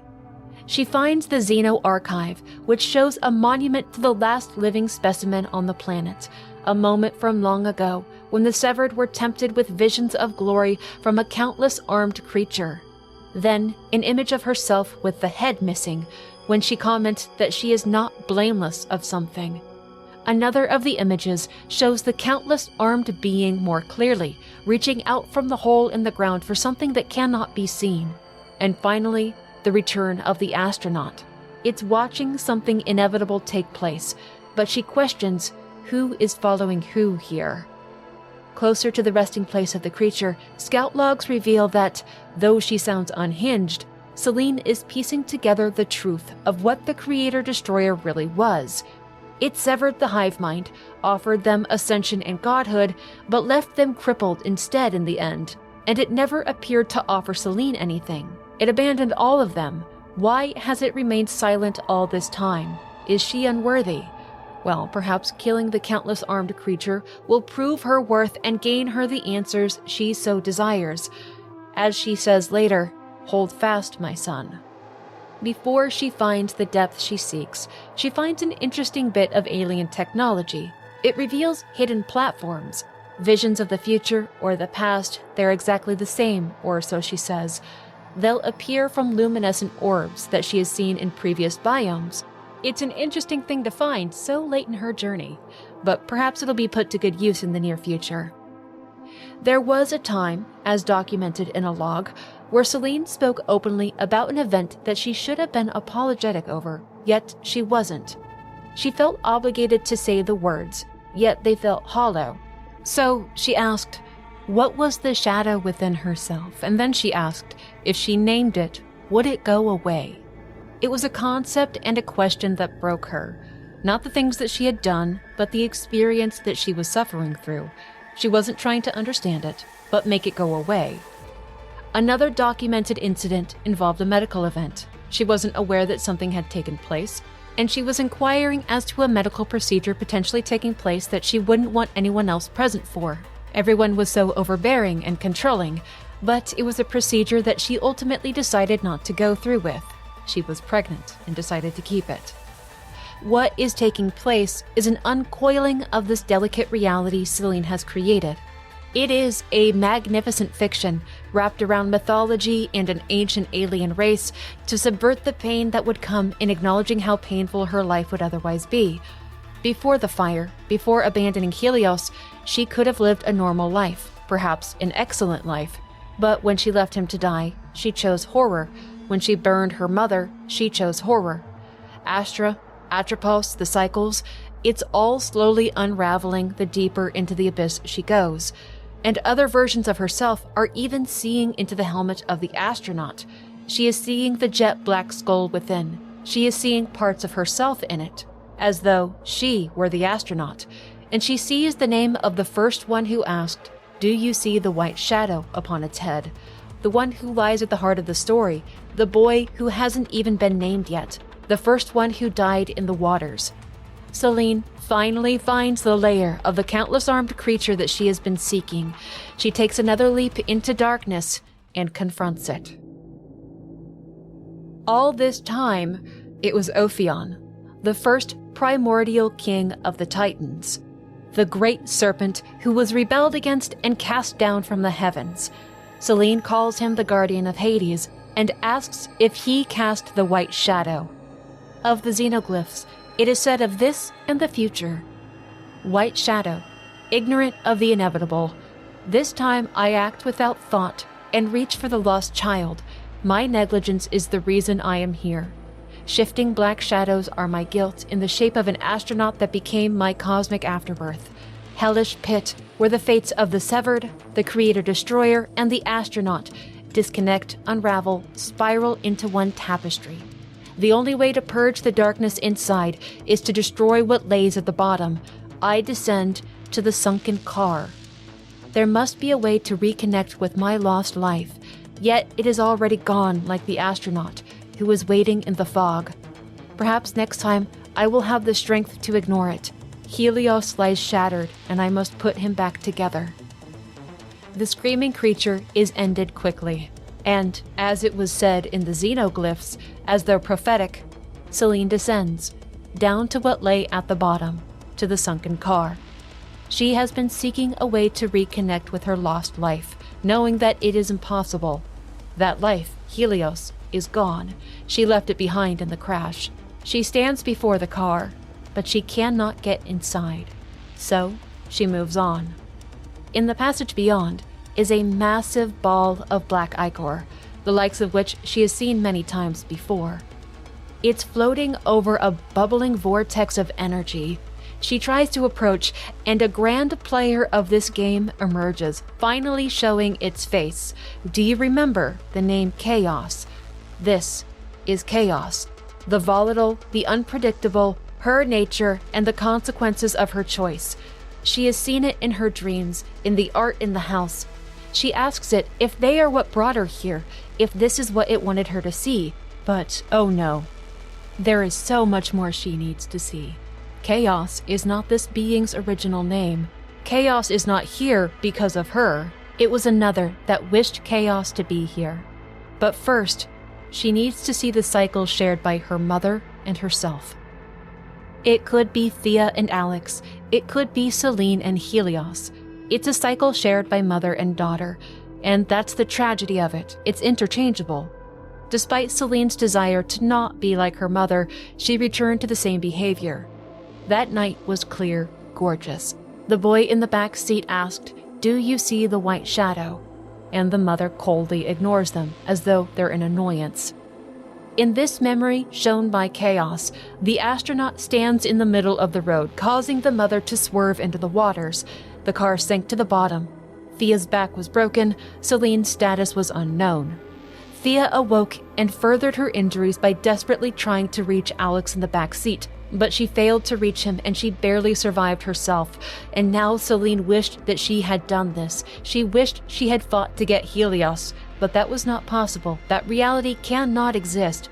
Dark shadows pull her away, and she wakes up back on her ship, back on Atropos, acknowledging that she created and is destruction. She knows that this journey must continue.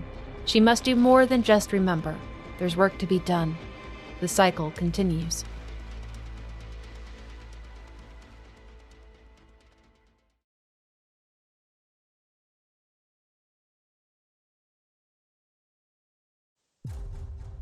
Hold fast, my son. She must put her Helios back together. Sun-faced fragments of a sun god that she will affix to one another, one from each biome. Reignite the sun, and then she can take her boy home. Luck fails her in the first 3 original zones. She finds no sun-faced fragments of Helios. But in the echoing ruin, the house greets her. She had almost forgotten about it in her fervent search to reignite the sun, but it's unlocked, and she walks into her once home. It's dark, and the tree in the hall is dead. The family room door is still busted. The upstairs is pitch black. She can feel that someone else is here. In the family room, a Blue Oyster Cult vinyl record is on the player.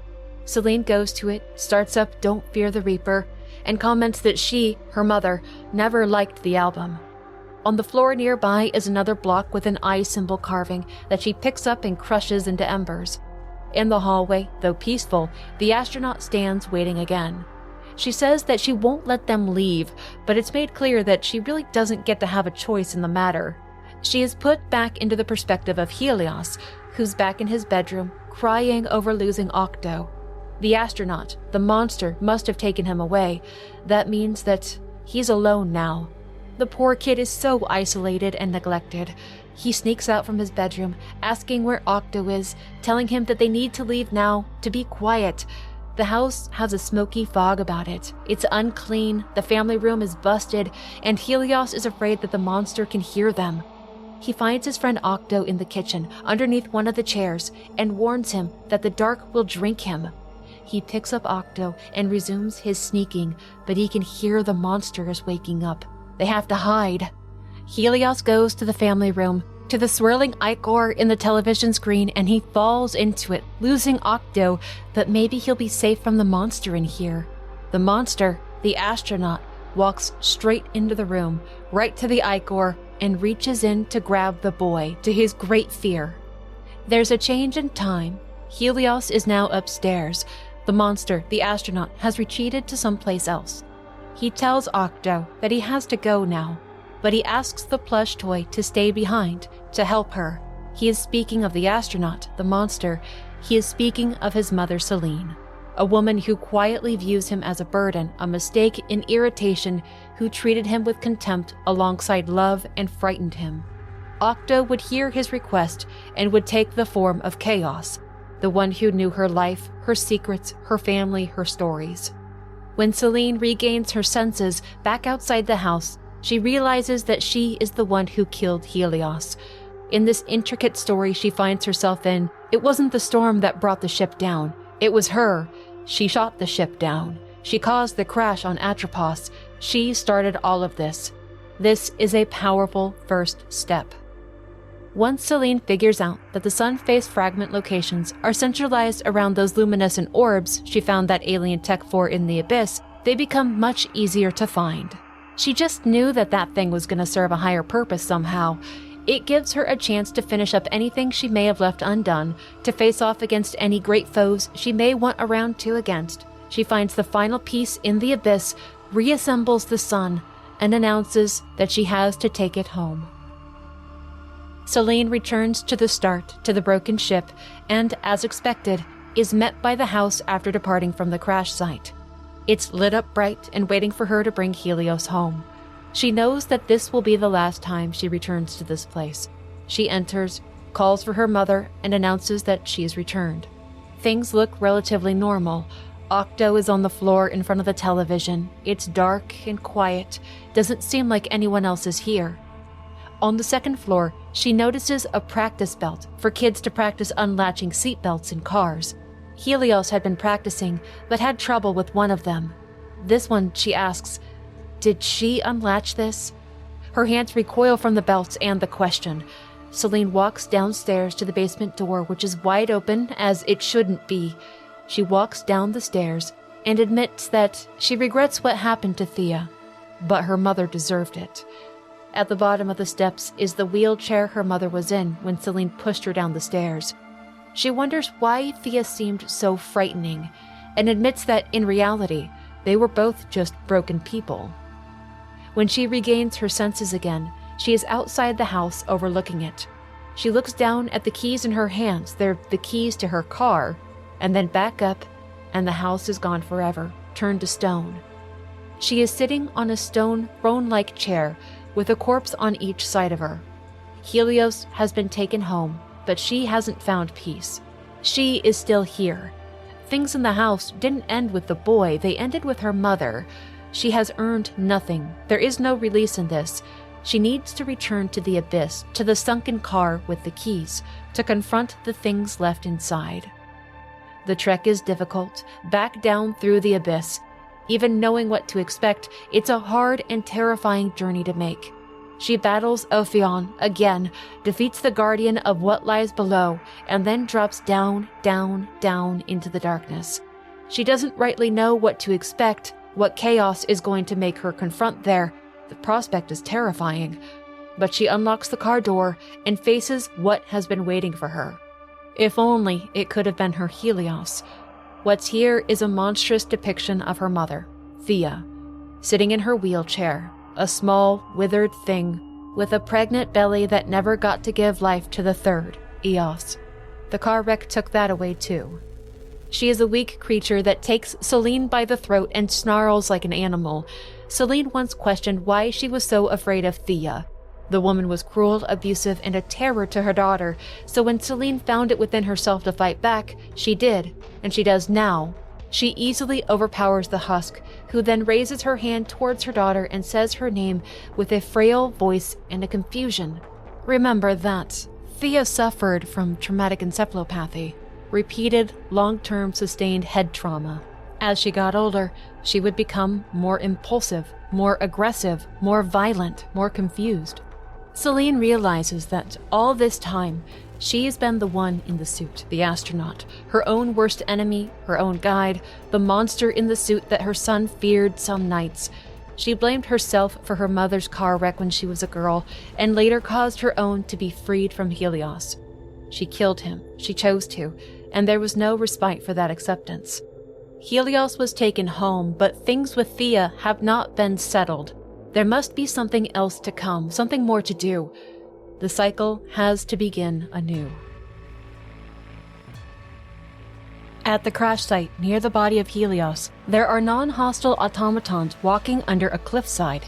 It draws Celine's eyes up towards a grapple shot and a xenoglyph. We seek the Tower of Sisyphus before we succumb to the call. We choose to die rather than be disconnected forever. The endless heights must hold the way to release. Could it really be that there were some of the hive mind, called to ascend, but they chose not to become severed? Their ascension came through a tower. Could this be it for Celine? She has toiled and suffered much like the king once named Sisyphus, forever pushing a boulder up a hill in the depths of the underworld, punished for his sins against the gods in life. When she felt so close to reaching the top of that hill, reaching an answer, the boulder would roll back down. The cycle would begin all over again. Celine finds herself before the Tower of Sisyphus, feeling as though an invitation has been extended to her. Is this where she will find her release? At the top of this great tower? If the other sentients found ascension here, maybe there's still hope for her. This is a gauntlet, an exquisite arena test of combat. Room after room, with little aid in between, and scores being kept. Her reward for succeeding are bits of her own insights from scout logs, upgrades, and sometimes new weapons. Her journey will take her from the abyss itself to the highest of the high, and it will bring her release. She sounds so very sure of it. After 20 floors, she meets the keeper of the tower, the one who has been waiting for and judging her, Algos. Algos meaning to suffer, and in mythology, the Algaea were three beings who represented pain, grief, and suffering. Here is more of the story told by the xenoglyphs of this tower and of this being.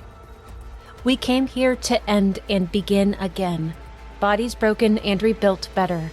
Now we are denied by Algos, who encircles the tower, warping and consuming it, forbidding our release but never seeing us. This will be the first form of Algos, their first encounter. It is a spectacular foe to meet, and a challenge that she overcomes. She is issued a permanent suit malfunction as a parting gift from Algos, and left to resume her ascent. The next set of rooms will be Phase 2, and they will take place in the clouds. It's a far more difficult climb, but still remains a delightful challenge. A scout log she finds early into the climb is from when she was pregnant, 20 weeks and 3 days along. She decided to keep the baby. The father of the child wasn't very involved, nor was her mother at that point. She was convinced that she could do it all on her own. She knew that it was a boy. She had picked out a name, a family name, in fact. At the 20th floor of Phase 2, the second form of Algos is revealed. It is more imposing, oppressive, and from the start it is shooting. They will fight in a storm, in the rain under lightning strikes. Here is yet more of the story told by the xenoglyphs, of this tower and of this being. The fall was not our intention. We spoke, but they did not hear. We approached with offerings, but they stepped back and pulled us with them. After that, they shut us out and war began. So the sentients did not ascend. They met with the severed, tried to make peace, but it was too late at that point. The Creator-Destroyer was gone, the many-armed creature had done its damage, war was inevitable, and the bright future of these sentients was squandered. Victory against the second form of Algos is hard-fought and hard-won. Selene is rewarded with another suit malfunction and access to Phase 3 of the tower. These rooms are like something H.R. Geiger created, cold, fleshy, industrial, barren. But her power amps the hell up through these ramparts, and she makes fast work of these 20 floors. By the end, she's reaching a height of strength that she has never attained before, and it will be needed for Algos in its third form. It almost feels more like a friend on a playground than a foe on a battlefield. Here is more of the story and the history told by the xenoglyphs of the sentients, the hive mind, and the severed. The dissolution was their own making. We heard the call from the Citadel faintly, but the connection was no more. They fell where they stood, leaving us alone. The hive mind had barricaded themselves within the Citadel, with their automatons to protect them from the severed. But when the severed finally broke through, there was no victor in any of it. It was mutually assured destruction. Selene conquers the third form of Algos and is rewarded with another hindrance and access to eternity. She may climb the tower, but there is no end, there is no top. This is not the answer, not where she'll find release. Like Sisyphus, she will push her burden as high as she can go, and then fall back to the beginning, just to start all over again. After death claims her in the tower, she comes back to the base and realizes the futility of it. But something has changed here. There's a hospital bed in the corner of the room, under a set of lights, waiting for her like the house was. Obediently, she goes to it and lies down, and it whisks her away to a hospital, to an empty morgue. The layout of the hospital isn't quite right, as though something assembled it from memories or dreams. This is where her mother was taken, after that car wreck that broke her back. On the nurse station counter is a book, with a lamentation to Sisyphus on it, and a prayer to the three fates, Clotho, Lachesis, and Atropos. Selene took so many pieces from these stories to craft this amazing world she now thrives in. On the wall is a painting of a woman pushing a boulder made of black ichor up a hill as though she were Sisyphus. If she looks closely, there are memories from her childhood on the walls and near the seating area too. Colorings of her mom Thea, dad Hyperion, and brother Alex that she made. Everything is a small message to and about herself. Every little detail is for herself. She goes to an isolation room, opens the door, but something pushes back to keep it closed, and she's hit with the memories of a burned-out house with flashes of Octo, of Chaos's eyes looking at her. Yes, of course, Chaos is responsible for this, and it wants her to face this down. Her mother, what Thea did, and what she did. Thea's favorite flowers were white poppies. After the accident, Selene had brought her a vase of them because she just didn't know what else to do for her mother. It was a gift that was rejected. When she snaps back to it, she's holding a vase, but she drops them in surprise. If she wants to get into that room, room 836, to comply with what Chaos has brought her here to do, she needs to remake the bouquet. Find flowers for the vase, bring them back here, and then maybe she will be let in. She exits through the morgue, back to the hospital bed at the base of the tower. This is where her search will take place. She doesn't know how many she'll need, but she may have one flower per run. Time to get comfortable. The first flower comes quite early, allowing Selene to return to the hospital bed in a timely manner. In the morgue, there's a newspaper left out about the crash that Thea, Selene, and Alex experienced. Thea's spinal injuries were reported. Alex didn't make it out, though it's unclear if Selene was the missing child reported or if Alex's body had been ejected from the car somehow. In the hallway, she hallucinates a black ball of ichor, the blood of the gods, lethal to humans. It vanishes as she gets near, and the hallway becomes much the same as before. There's a single poppy in the vase now, and the sound of medical equipment. But there's a child's art piece in the waiting area that Selene had made when she was very, very young. It says, "There once was a girl happy as can be, with mommy and blank making three. They lived a life joyful and free, safe in their home amongst the trees." Based on the art, it seems safe to assume that the blackened out name is Alex. There's no mention of Dad Hyperion, so it looks like he was mostly out of the picture pretty early on in their lives. And for now, that's all she gets. Back out to the tower for Poppy number 2. This one comes quite early on as well, on floor number 11 of Phase 1. Rather than dally about, she opts to restart the cycle immediately. There's no immediate apparent difference in the morgue, the same newspaper is out, same in the hallway, except there's a little newspaper cut out on a corkboard that would have been easy to miss. It's about her mother, Thea. Not the accident, though. It's about a better time in her life, when she was in college. She was an Olympic-level swimmer with bright academic prospects. Thea was an extremely high achiever from a young age, and went on to accomplish so very much. Then she lost it. There's another of those art pages in the waiting area. This one is a bit darker, though. It says, "But one day, the girl woke up all alone. Mommy and blank had both gone from their home. She searched the woods, but found no mommy, no blank, just silent trees and empty moss." After claiming the third Poppy, the morgue is mostly the same again, but the newspaper article is gone. On the corkboard in the hallway, the article about Thea is gone as well. There are wheelchairs all over the place, the seating area and the children's art is gone, the TV displays nothing, and Celine says all of it burned. And then it changes, back to normal.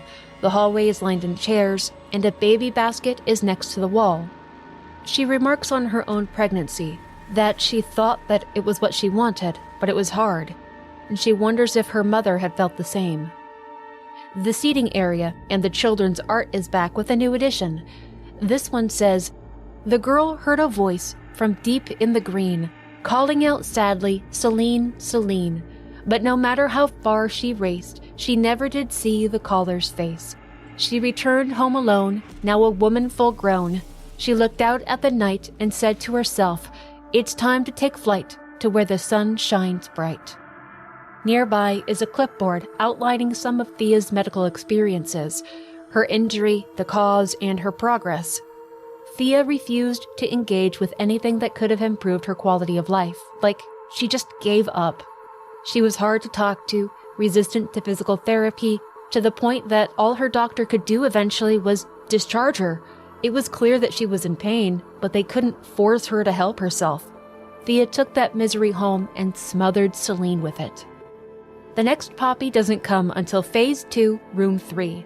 This must be enough, right? 4 large, gorgeous flowers? Celine rushes back to the hospital, and initially nothing is different, which may in itself be a good sign.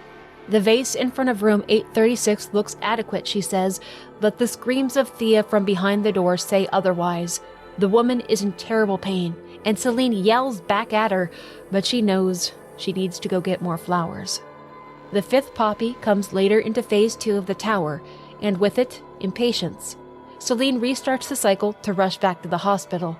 Nothing has changed that's immediately apparent, but room 836 has no response. Not enough. She wants more. So Celine says she'll get one more. That will make 6. That will make a bouquet. One more flower will be enough. At the nurse station, there's a clipboard that wasn't there before. It's an incident report about a fire. It says, "Reporting officer redacted.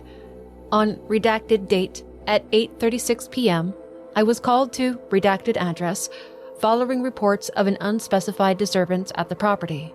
I was met at the scene by redacted Vassos, waiting outside and smoking, in a state of apparent distress. Redacted was too distraught to tell me what had occurred. Upon attempting to gain access to the premises, I observed a blaze from within. Determining that it would be unsafe to enter without proper equipment and training, I immediately contacted local fire authorities. Redacted remained in a state of shock, unresponsive to questioning as to whether they had been alone on the premises, and so was taken to Redacted County Memorial Hospital for observation and possible treatment." This was the fire set by Celine, what she now calls the price of freedom. At the wheelchair in the hallway, she remembers exactly why. Thea was awful. Never a smile, never a word of praise, just endless choking need. She pushed Thea down the basement stairs and burned the house down. Once Thea and Helios were gone, she would have nothing to hold her back from the life she knew she could live.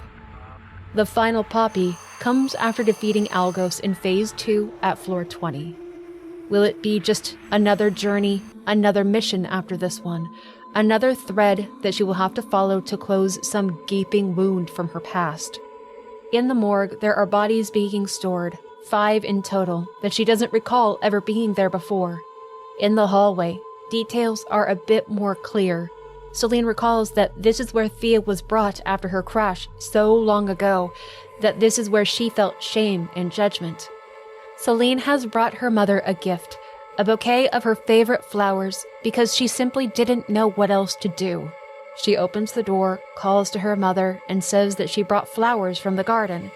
It's the same grisly creature from before, and when it turns to Celine, reflexively she puts her hands up like she's expecting to be attacked. But the creature says words that only Celine can hear, and it opens its arms to her. She knows that Thea would never have hugged her, that this never happened, but she can't help but want an embrace. She can't help but savor the words that she's hearing. The final xenoglyph says, "The chasm between us, the gap never bridged, needing mother, hating mother, the offering of flowers, the impossible embrace. I must become her, ascended and alone." She is taken back to the Tower of Sisyphus. Chaos has given her one final corridor to explore within the hospital. Helios is gone. Thea will not return there. Even the astronaut has faded back into herself. She has Atropos, the fight, the cycle, or whatever lies at the end of the hospital.